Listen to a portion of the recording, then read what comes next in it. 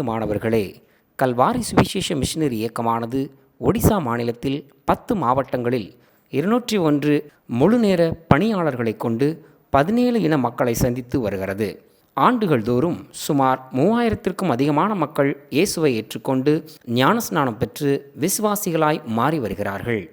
இவர்கள் மத்தியில் விடுதலை கூட்டங்கள் மூலமாக எண்ணற்ற மக்கள் இயேசுவை அறிந்து கொண்டு பிசாசின் பிடியிலிருந்தும் வியாதியிலிருந்தும் விடுதலையாக்கப்பட்டு வருகிறார்கள்.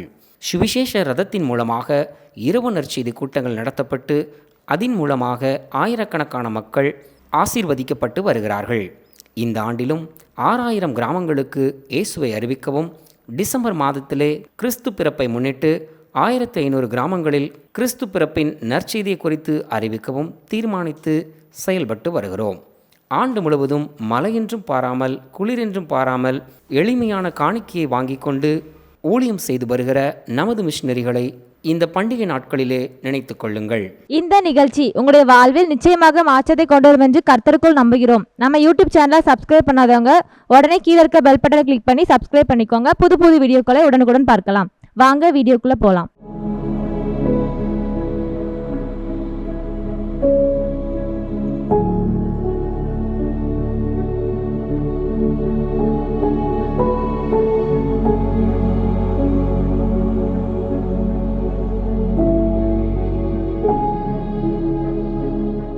பிரியமானவர்களே, ஆண்டவரும் அருமை இரட்சகருமாகிய இயேசு கிறிஸ்துவின் நாமத்தில் ஒவ்வொருவருக்கும் அன்பான கிறிஸ்துமஸ் வாழ்த்துக்களை கொண்டு வருகிறேன்.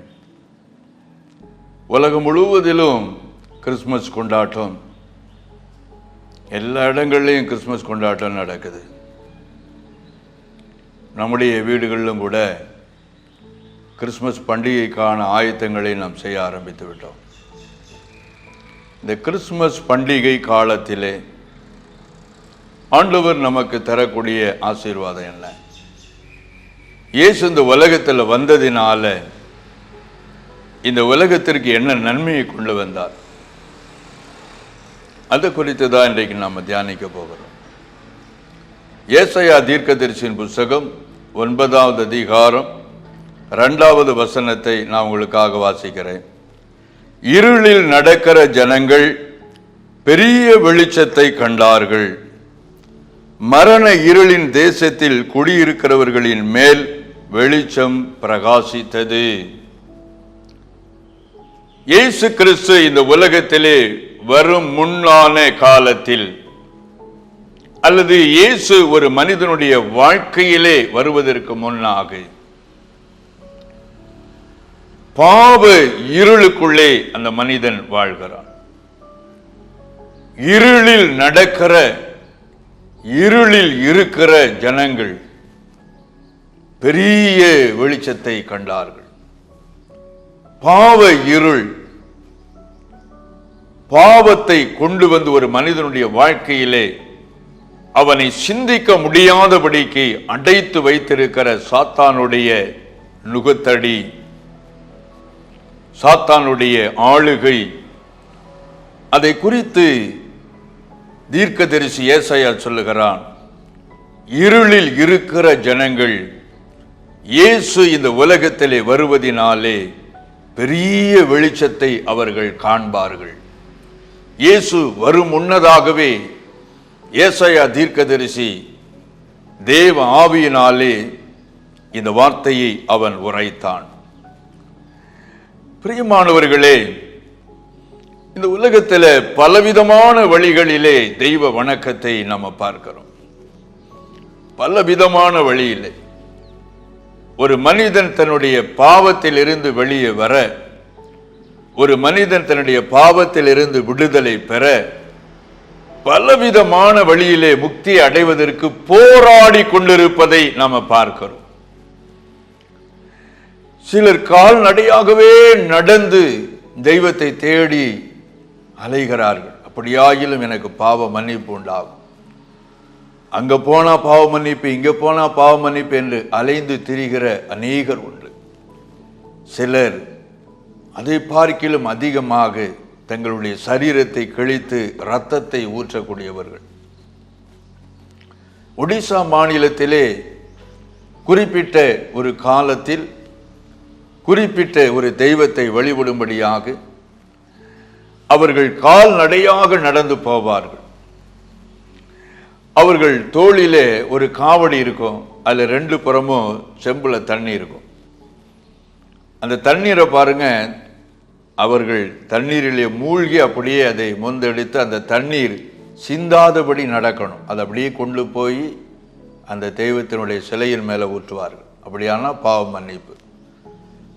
400 கிலோமீட்டர் 500 கிலோமீட்டரெல்லாம் நடந்து வருவார்கள். அந்த குறிப்பிட்ட அந்த இடத்திற்கு போவதற்கு முன்பாக ஒரு 4-5 கிலோமீட்டர் போவதற்கு முன்பாக ரோட்லெல்லாம் பார்த்தீங்கன்னா மனிதருடைய கால்கள் எல்லாம் கிழிந்து அப்படியே ரோடெல்லாம் ரத்தமாக ஊற்றி கிடக்கும். சிலர் தன்னுடைய சரீரத்தை தாங்களே காயப்படுத்தி ரத்தத்தை ஊற்றி அதனால் பாவ மன்னிப்பு கிடைக்கும் என்று போராடுகிறார்கள். வழியே இல்லை. ஒரே வழி இயேசுதான் இந்த உலகத்தின் வழி. ஒரு மனிதனுடைய பாவத்தை போக்கும் பலிபொருளாகவே இந்த உலகத்திலே அவர் வெளிப்பட்டார். பலிபொருளாக இந்த உலகத்தில் வந்தார். பிரியமானவர்களே, முதலாவது பாவ பரிகாரம்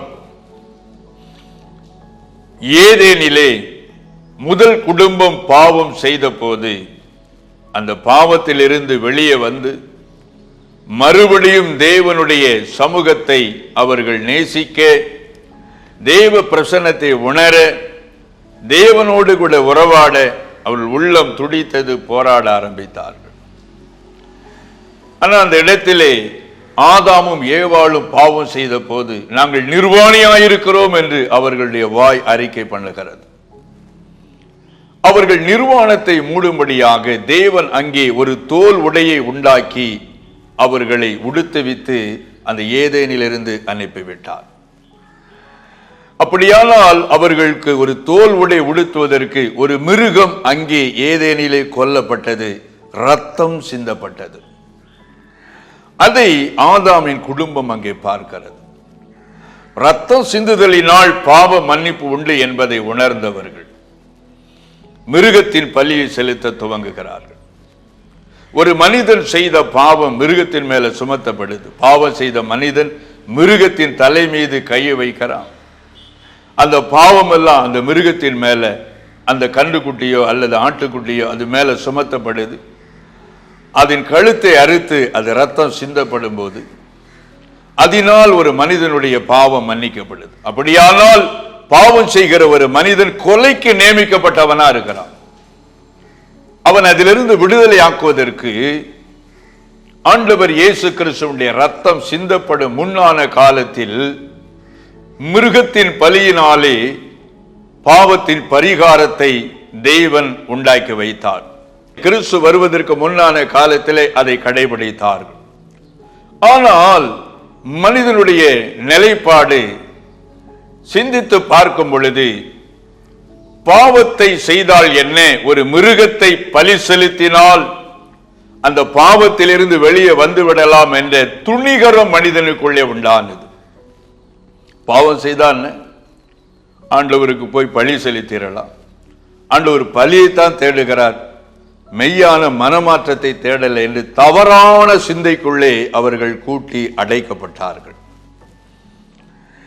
இன்னும் ஒரு புறம் இயேசு வருவதற்கு முன்னான காலத்தில் எருசலேமிலே நடந்த நிகழ்வு. அந்த நாட்களில் எருசலேம் தேவாலயம் மாத்திரமே தெய்வத்தை தொழுது கொள்ளக்கூடிய இடமாகவும் காணப்பட்டது.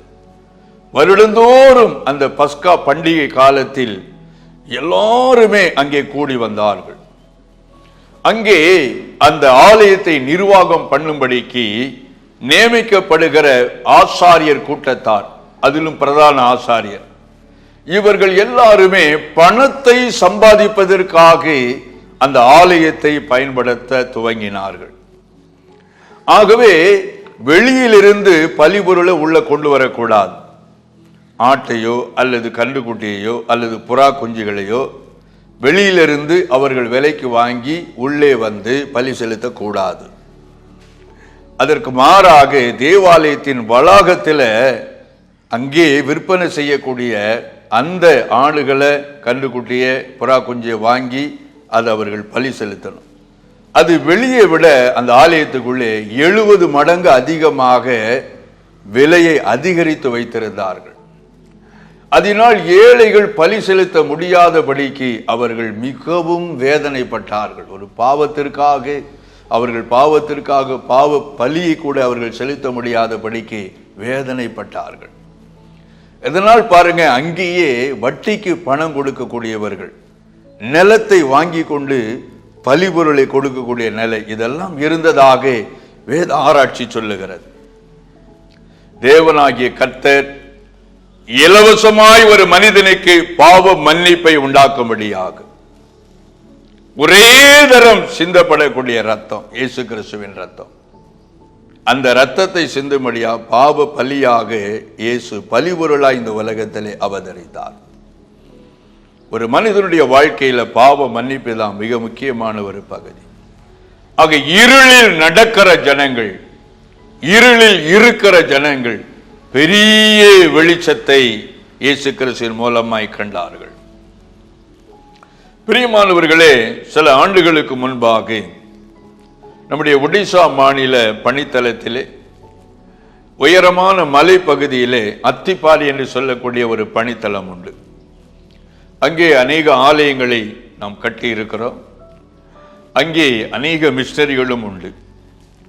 ஒரு முறை அவர்கள் ஊழியத்தை முடித்து மலையிலிருந்து கீழே இறங்கும் போது அங்கே பிரசித்தி பெற்ற ஒரு மந்திரவாதி மலைக்கு மேலே அவன் ஏறிக்கொண்டிருந்திருக்கிறான்.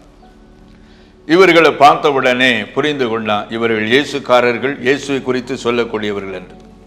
அந்த மந்திரவாதி மிகுந்த கோபத்தோடு கூட, நீங்க தான் இயேசுக்காரங்களா, ஜனங்களை குழப்பம் பண்ணுகிறவர்களா என்று கேட்டிருக்கிறார். இவர்கள் சொல்லியிருக்கிறாங்க, நாங்கள் குழப்பல, நீங்க தான் ஜனங்களை எல்லாம் குழப்பி அடிமைப்படுத்தி பயமுறுத்தி வைத்திருக்கீங்க என்று சொன்ன போது இன்னும் அவன் கோபம் அடைந்திருக்கிறான். அவன் கையில கொண்டு வந்த ஒரு வாழைத்தாரை அப்படியே தூக்கி வைத்து கொண்டு மந்திரம் பண்ணி ஊதின உடனே அவர் கண்களுக்கு முன்பாக அது அப்படியே வாழை பழமா மாறிட்டு. அதை பார்த்தபோது சுதேச மிஷனரிகள், அங்கேயே பிறந்து வளர்ந்தவங்க, அசட்டையாக சிரித்து விட்டு அப்படியே அவங்க கடந்து போக ஆரம்பிச்சிருக்கிறாங்க. அவன் கையை பிடித்து நிறுத்தி இருக்கிறான். நான் என்னுடைய மந்திர சக்தியினால இந்த வாழைக்காயை பழுக்க வச்சிருக்கிறேன், நீ அசட்டையா சிரிச்சுட்டு போற, உன்னை நான் சும்மா விட மாட்டேன் என்று சொன்ன போது அவன் இன்னும் அதிகமாக சிரித்திருக்கிறான். உன் இயேசு இதை செய்வாரா என்று கேட்டபோது, செய்வார், தேவையான இடத்துல இதை விட பெரிய அற்புதத்தையும் செய்வார் என்று அவர்கள் சொல்லி அவர்கள் கடந்து போகும்போது, இன்னைக்கு நீ மரித்தா எங்க போவ, உனக்குள்ள பாவ மன்னிப்பின் நிச்சயம் இருக்குதா, இல்ல உனக்குள்ள குற்ற உணர்வு இருக்குதா, குற்ற உணர்வு நீக்க ஒரே வழி இயேசு என்று சொல்லிவிட்டு அவர் கலந்து விட்டார். அந்த ஒரு வார்த்தை அந்த மந்திரவாதியின் உள்ளத்தை அப்படியே தைக்க ஆரம்பித்தது. இரவெல்லாம் தூக்கம் இல்லாமல் சிந்தித்துக் கொண்டே இருந்திருக்கிறான். சிறு வயதிலிருந்து நம்ம செஞ்ச பாவம் இன்னும் நம்முடைய கண்களுக்கு முன்பாக இருக்குது, நம்முடைய இதயத்தில் போய்கொண்டே இருக்குது. அதிலிருந்து ஒரு விடுதலை இல்லையே, பாவத்திலிருந்து நமக்குள்ள ஒரு விடுதலை இல்லையே என்ற ஒரு உணர்த்துதல் அவனுக்குள்ளே இருந்திருக்கு. மந்திரவாதம் பண்ணி மக்களை திசை திருப்பி நடத்தினாலும் அவனுக்குள்ளே புதைந்திருந்த அசுத்த பாவங்கள், பாவத்தின் அடிமைத்தனம் அதை அவன் உணர்ந்தான். மலையிலே கிராமங்களிலே மறுநாள் அவர்களை தேடி இருக்கிறான், பார்க்கல. சில நாட்கள் கழித்து அவர்கள் அந்த பகுதியில் ஊழித்து போன போது சந்தித்து இயேசு குறித்து இன்னும் விவரமாய் கேட்க ஆரம்பிக்க அவர்கள் வசனத்தை எடுத்து சொன்ன போது உள்ளம் உடைந்தான், மனசாபப்பட்டான், கண்ணீர் சிந்தி அவன் பாவத்தை அறிக்கை செய்து இயேசுவை ஏற்றுக்கொண்டான்.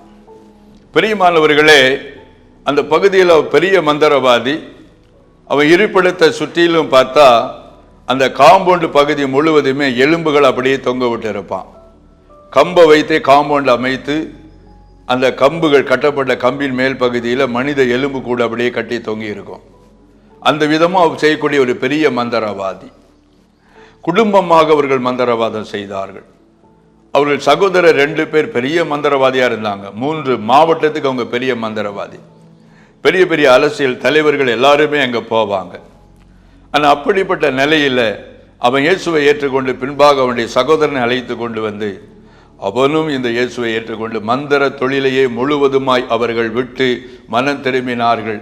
மனம் திரும்பின நாளிலே 2015 ஆண்டு அவர்கள் மூழ்கி குடும்பமாக 5 பேர் ஞானஸ்நானம் பெற்றார்கள். அது எனக்கு முன்பாக நடந்த ஒரு நிகழ்வு. அந்த நாட்களில் மிகுந்த கண்ணீரோடு கூட அவர்கள் இயேசு தன்னை ரட்சித்த விதத்தை சாட்சியாக சொன்னார்கள். இன்றும் எல்லா இடங்களிலும் இயேசு குறித்து சொல்லிக் கொண்டிருக்கிறார்கள். இருளில் நடக்கிற ஜனங்கள், இருளில் இருக்கிற ஜனங்கள் பெரிய வெளிச்சத்தை கண்டார்கள். இன்னைக்கு மனிதனுடைய வாழ்க்கையில விதவிதமான வினோதமான வெளியே சொல்ல முடியாத கொடுமையான பாவங்கள் நிறைந்திருக்கிறது. ஒவ்வொரு மனிதனுடைய வாழ்க்கையிலும் அப்படிப்பட்ட பாவங்கள். பகலுக்கு 12 மணி நேரம், இரவுக்கு 12 மணி நேரம் வெறி கொள்ளுகிறவர்கள் இரவிலே வெறி கொள்ளுவார்கள். அப்படிப்பட்ட கொடுமையான அசுத்த பாவங்கள் இன்றைக்கு அநேக மனிதனை ஆட்டி அடிமைப்படுத்தி வைத்திருக்கிறது. ஆனால் அப்படிப்பட்டவர்களுடைய உள்ளத்தில் இதிலிருந்து என்னால வெளியே வர முடியுமா, இதிலிருந்து எனக்கு ஒரு விடுதலை கிடைக்குமா, எந்த வழியில நான் இந்த விடுதலையை பெற்றுக் கொள்ளுவேன், இந்த பாவத்திலே நான் அழிந்து கொண்டிருக்கிறேனே என்று அங்கலாய்க்கிற மனிதர்களை ரட்சிக்கும்படியாக இயேசு இந்த உலகத்திலே ஒரு நாள் வெளிப்பட்டார். அதுதான் கிறிஸ்துமஸா நம்ம கொண்டாடுகிறோம். இயேசு இந்த உலகத்திலே வந்ததனுடைய நோக்கம் பாவத்தை போக்கும் பலியாக, பலி பொருளாக இந்த உலகத்தில் வந்தார். இருளில் நடக்கிற ஜனங்கள் பெரிய வெளிச்சத்தை கண்டார்கள். அடுத்தபடியா மரண இருளின் தேசத்தில் குடியிருக்கிறவர்கள், மரண இருளின் தேசம், நரகத்துக்கு நியமிக்கப்பட்டவர்கள், மரணத்துக்கு நியமிக்கப்பட்டவர்கள், மரணத்துக்கு ஒப்புவிக்கப்பட்டவர்கள், கொலைக்கு நியமிக்கப்பட்டவர்கள், அவர்களை விடுவிக்க இயேசு இந்த உலகத்தில் வந்தார். சிலருடைய பாவங்கள் மரணத்துக்கு நியமிக்கப்பட்டவர்களாய், தண்டனைக்கு ஆயத்தமானவர்களாய், மரண நாட்களை எண்ணிக்கொண்டிருக்கக்கூடியவர்களாய், மரண இருளின் தேசத்தில் குடியிருக்கிறவர்களை விடுவிக்கும்படியாக, அவர்களுக்கு நித்திய ஜீவனை கொடுக்கும்படியாக இயேசு இந்த உலகத்திலே அவர் வெளிப்பட்டார். இயேசு இந்த உலகத்திலே அவர் வந்தார். மரண இருளின் தேசத்தில் குடியிருக்கிறவர்கள், நம்பிக்கையற்று போன ஒரு சூழ்நிலையில், இனி இதிலிருந்து வெளியே வர முடியாது, அவ்வளவுதான் என்ற சூழ்நிலைக்குள்ளே சாத்தானால் அடைத்து வைக்கப்பட்டவர்களை இயேசு இந்த உலகத்திலே வந்ததின் மூலமாக அவர்களையும் ரட்சித்தார். பிரியமானவர்களே, 1994 ஆண்டு என்னுடைய வாழ்க்கையிலே நான் இயேசுவை கண்டுகொண்ட காலம். வாலிபனாயிருந்த நான், ஒரு பக்கம் பாவத்தின் அடிமைத்தனம், இன்னொரு புறத்தில் கடன் பாரம், அதோடு கூட சரீரத்தில் வியாதி, மருத்துவத்தின் மீதே நம்பிக்கையற்று போன ஒரு சூழ்நிலை. ஒரு கடைசி பகுதிக்குள்ளே என்னுடைய வாழ்க்கை வந்தது. ஏன் நம்முடைய குடும்பத்தாருக்கு பாரமாக இருக்க வேண்டும் என்று தீர்மானித்து தற்கொலை செய்து கொள்வோம் என்று நான் ஒரு முடிவை எடுத்தேன். தூக்கிலிட்டு மறிக்க வேண்டும், அதற்கான கயிறு ஆயத்தம் பண்ணி வைத்துக் கொண்டிருந்தேன். ஒரு நாள் இறுதியாக தீர்மானித்தேன், இந்த இரவில் நாம் தற்கொலை செய்துவிட வேண்டும் என்று. இந்த தற்கொலை ஆவி என்பது என்னுடைய வாழ்க்கையில் 12 வயதிலிருந்தே என்னை தொடர ஆரம்பித்தது.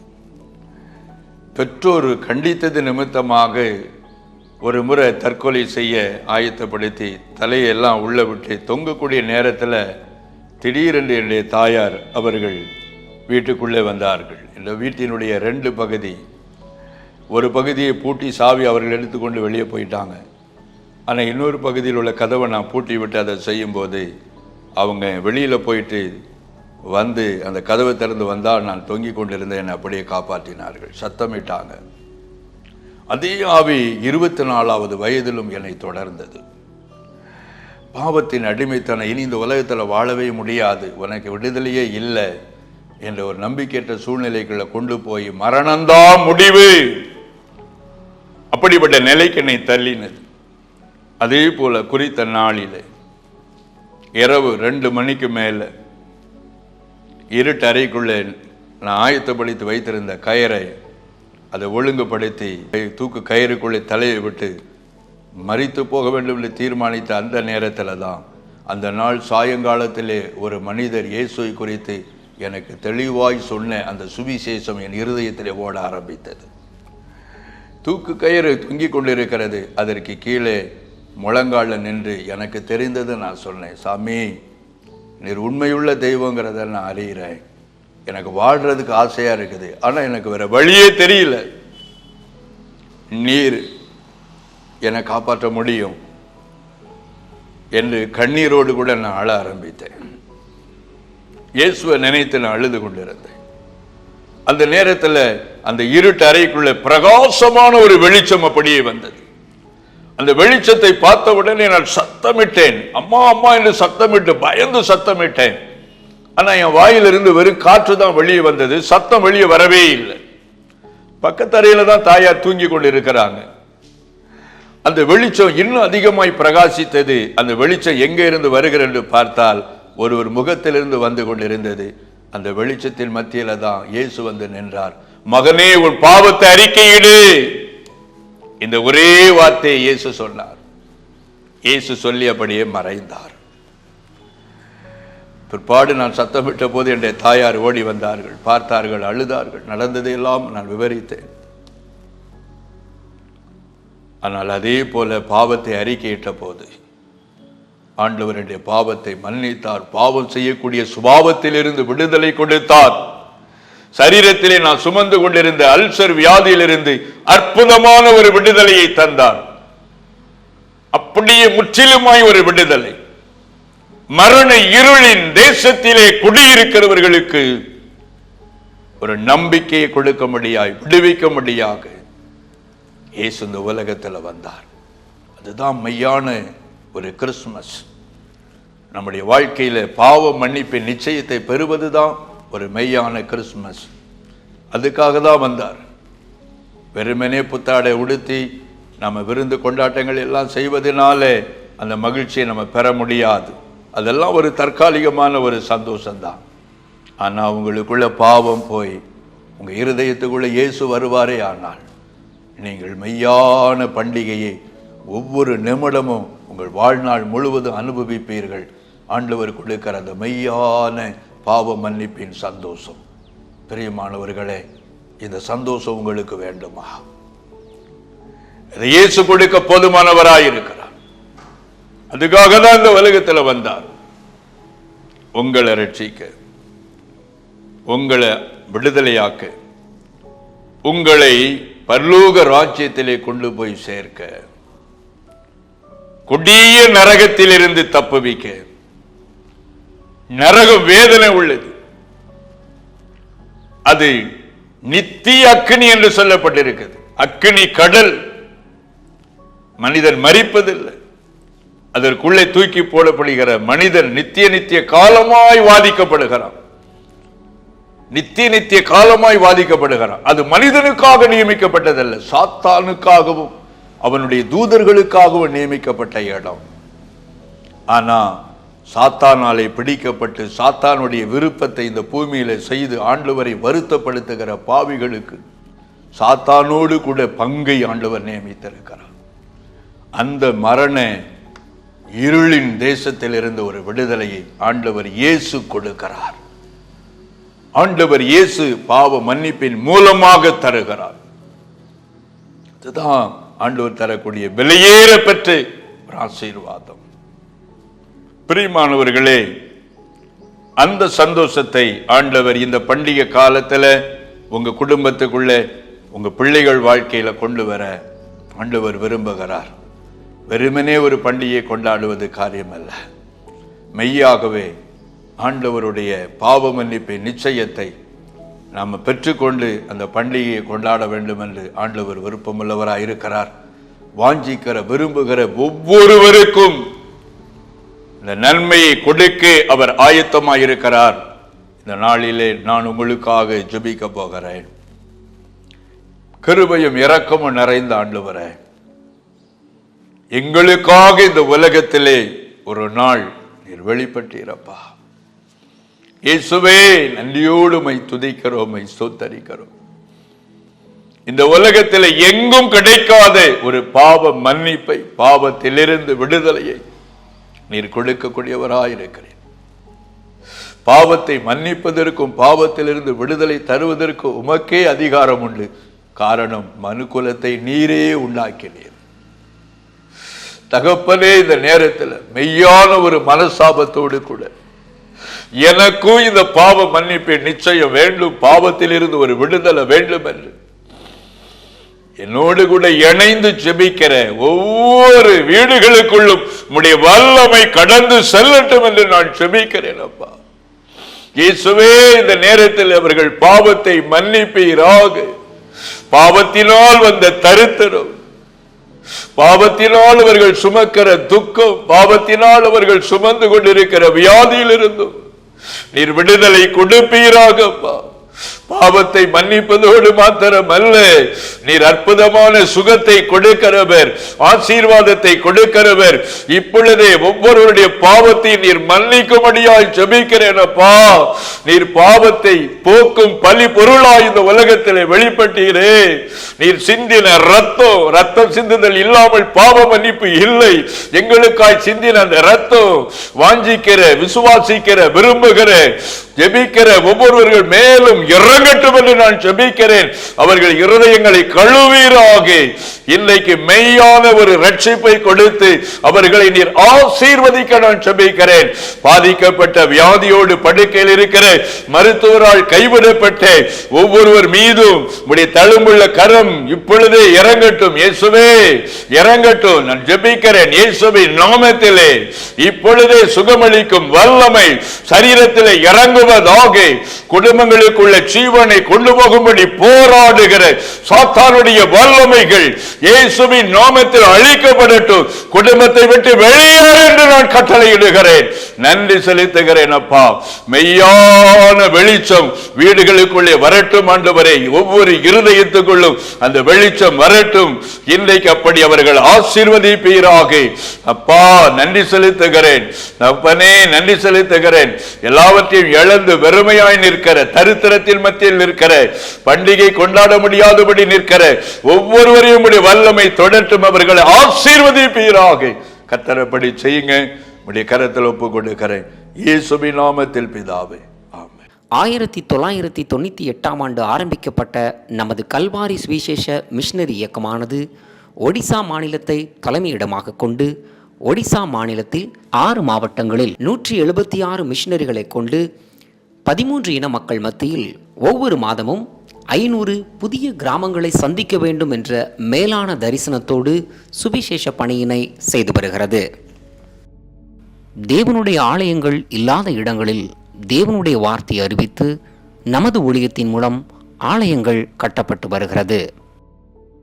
ஒடிசாவில் வாலிபர் முகாம், சிறுவர் முகாம், விடுதலை முகாம் மூலமாக எண்ணற்ற மக்களுக்கு தேவனுடைய வார்த்தையானது அறிவிக்கப்பட்டு வருகிறது. அறியப்படாத இடங்களில் தேவனுடைய வார்த்தையை அறிவிக்கும் நமது மிஷனரி ஊழியத்தில் இன்னும் அதிகமான மிஷனரி பணியாளர்கள் எழும்பப்படவும், ஒடிசா மொழியில் தேவனுடைய பரிசுத்த வேதாகமத்தை கொடுக்கும் நன்கொடையாளர்கள் எழும்பவும் ஜெபித்துக் கொள்ளுங்கள்.